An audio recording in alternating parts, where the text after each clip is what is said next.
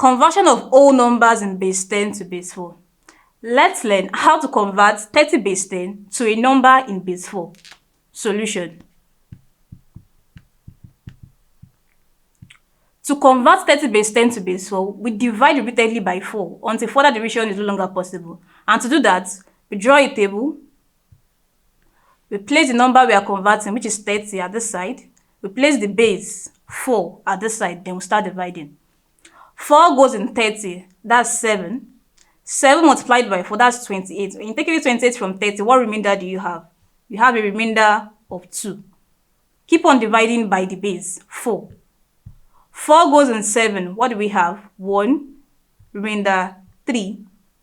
4, divide 4 by 1, what do you have? You have 0, remainder 1. Take the remainder upward.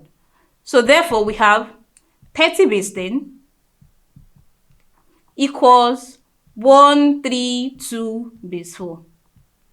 That is, 30 base 10 is the same thing as saying 132 in base 4. And that's how to convert 30 base 10 to base 4.